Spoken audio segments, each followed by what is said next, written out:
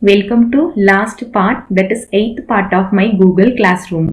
Let's see how a teacher can evaluate students' answer sheets, how to send evaluated answer sheets and marks to them, and how to download the score sheet. I already signed in my teacher classroom.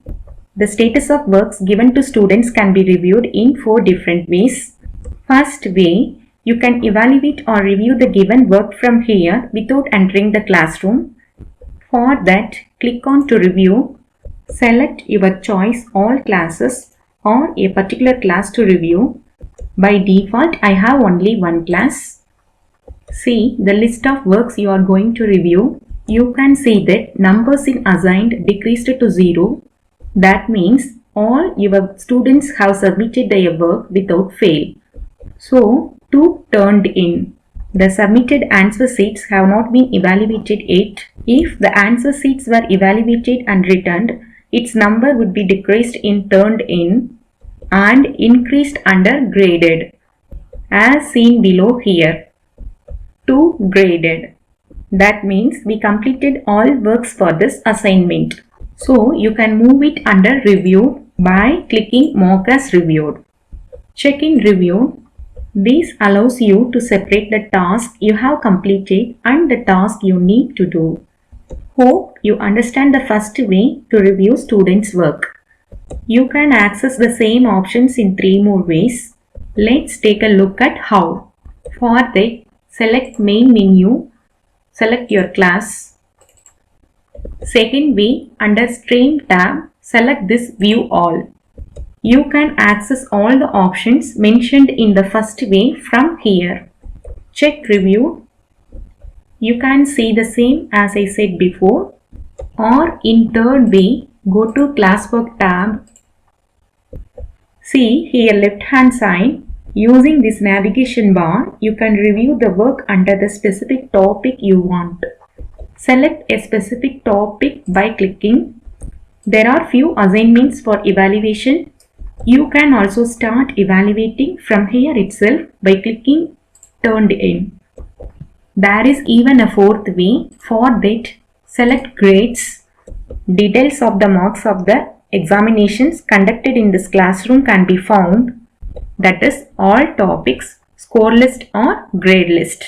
If you want, using this 3 dots, either edit or delete.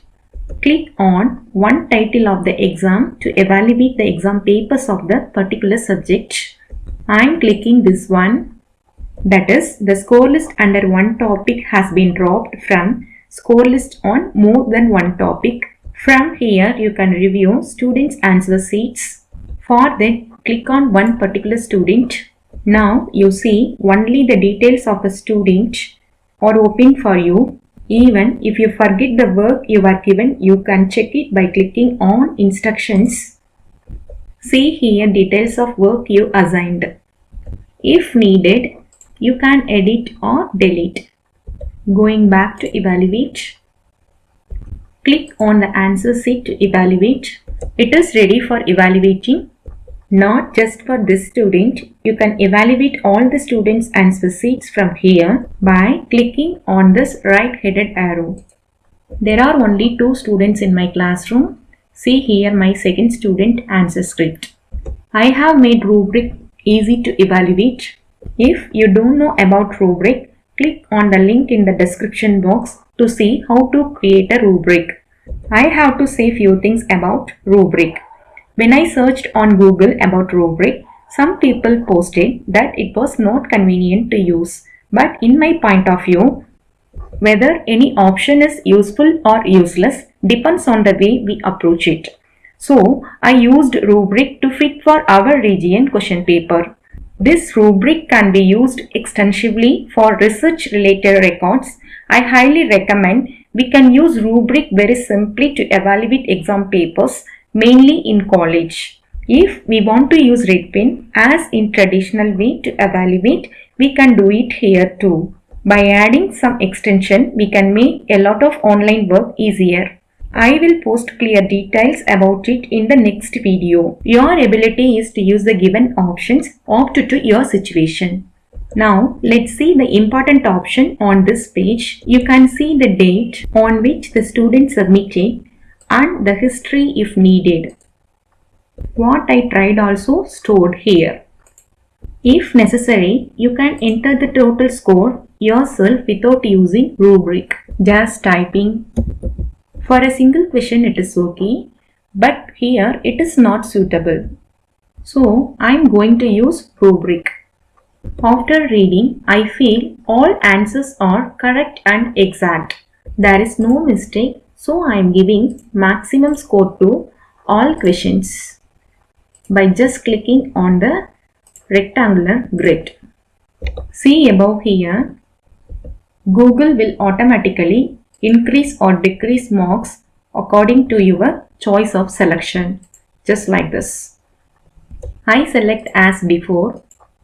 Now total score 50. For words of appreciation, I posted one private comment, excellent, keep it up. If you want, you can post more comments likewise. Note here, we posted only comments, but still he is not able to his corrected paper and grade. That is not returned. If you hit the button return, then only he can able to receive evaluated paper and grade. By clicking this arrow, we can move to evaluate the next paper. First two answers are correct, so I am giving full score. Third question is wrong, so 0. Question number 4 and 5 exactly correct. Answer for sixth question. See that sixth point is incomplete. So we can give comment accordingly. After selecting the point which we are going to comment, go above here 3 dots, select add comment. You have two options, either comment or add others mail ID with @ symbol, as like @ followed by mail ID.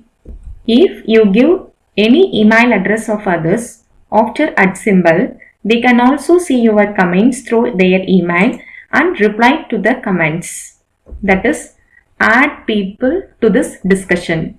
After that, hit assign if needed. Here I am cancelling as before normal comment. I am typing as uncompleted sentence. Once check before submitting. Comment. See, the comment is posted. Suppose if you want to add the same comment here, I have to waste my time again for typing the same comment. Instead, there is an option to save our time, that is comment bank. Let me tell us how comment bank works for you. Cancel. Instead of going to comment box and typing every time the same comment repeatedly, better you type once in the comment bank. You can use it whenever you want. Just click on it. Up to now, I never added any comments in my comment bank. Now I am going to add my frequently used comments by clicking add to bank. After typing, select add. Now there are many comments stored in your comment bank. Now I am going to use comment bank here for 12 by 8 feet. After selecting this word, go above to select comment, or you can choose add comment from here. Selecting add comment. To reuse comments stored in comment bank, type # at the instant the list of comments will be opened from comment bank which you created already. Select one apt to here, that is uncompleted sentence. Once check before submitting. Then click comment. Once again select the word, then click plus mark to comment, then type and list of comments will be displayed. Select the opt one, then comment. The answer script is ready to post with grade 46 marks. If you want to return, click return. Since there are only 2 students, it is not difficult for us to go separately and give return. But If there are hundreds of students, it is difficult to do separately.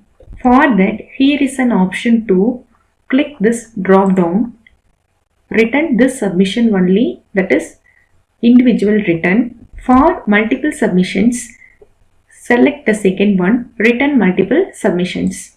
Just click. All students in the classroom will be listed. Select all or select a specific student to return. There is two more ways to return, so I am cancelling. The second way to return, go back. See here the same option. Hit the button to return all. One more option to return. For that, go back. Under grades, select 3 dots. From here, you can return to all. I am selecting return all. So asking your permission. If needed, you can type private comments and then click return. Their answer scripts with the grades were returned. Again click 3 dots. See, the option is disabled. Hope you understand how to grade and return students' answer script. There is one more Google Classroom feature that I want to show. If you click on people, see the list of students, click on a particular student, you can see all the works they have done. That's a way to get an overview inside into a particular student. One more thing I want to specify. For that, go back, select settings. You can even set grade category of the exams you are conducting in the settings for your convenience. For example, if you are going to conduct exams in only 3 categories for your subject throughout the semester, you can select this button, add grade category, and add the required grade category. If you have seen in our Vellalar College, we will conduct an internal assessment examination in 3 categories. That is, internal examination for 30 marks, model examination for 75 marks, and assignment for 5 marks. Finally, we will convert the scores to the desired number of scores, that is out of 25 marks. Now I am going to add all categories one by one. Continuous internal assessment, that is CIA 30 marks. Adding the second category, model examination for 75 marks. Adding the last category, assignment for 5 marks. Similarly, you can add more categories you want. Then click Save. See here settings saved. Regarding final grade calculation, you can use any of these options. Also enable this slider if you want to show overall grade to students. Then save. After fixing grade categories, if you go back to give an assignment, under classwork tab, you will find grade category button additionally attached to select as you fixed. Even if you want to give a new category instead of the already created categories, you can select this no grade category and fix your marks or ungraded as your wish, or select from list of categories. In this also you can edit points. See also in grades, one more column is added, overall grade, as you fixed in settings. Also you can download these grades by clicking the third option, download these grades as CSV. Clicking. See the downloaded sheet, it has made all the columns as you need. Or you can download all grades as CSV, even copy all grades to Google Sheets. Hope you understand. This is a sample classroom which I created to teach you. Now I show you the actual classroom I teach every day. There are 4 classes. Here I want to tell you about the last option, that is archive classes. When a class ends, teacher might archive the class. archiving a class removes it from your classroom homepage, but you and your students can still access class materials in the class Google Drive folder. Only teacher can archive or delete a class. Now I am going to archive one of my classes. For that, click three dots at top right corner. Select Archive. See the message, archiving a class for all participants cannot be modified by teachers unless they are restored. This class will move to your archived classes. Class files will remain in Google Drive. Then click Archive. See here, archived classes removed from homepage.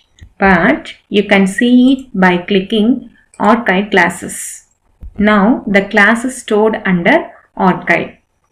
There are two more classes already archived. That is last year passed out students. If you want to access again, click three dots, then Restore. Then Restore. Go back to C. Now you can see the classes restored again to access. There are two options in bottom right corner. First one, open gradebook for 2nd MSc Mathematics by clicking this arrow.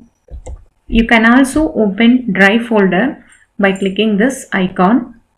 Also, you can leave from this class by clicking Leave Class, and you can move or copy the class. Use any of these options if needed. If you want to delete a class, go to Archive Classes, select three dots, then select Delete. After that, you cannot able to see anything created under this classroom. So, think before going to delete. Practice makes a man perfect. So, practice what you learn to make it clear. Thank you for listening.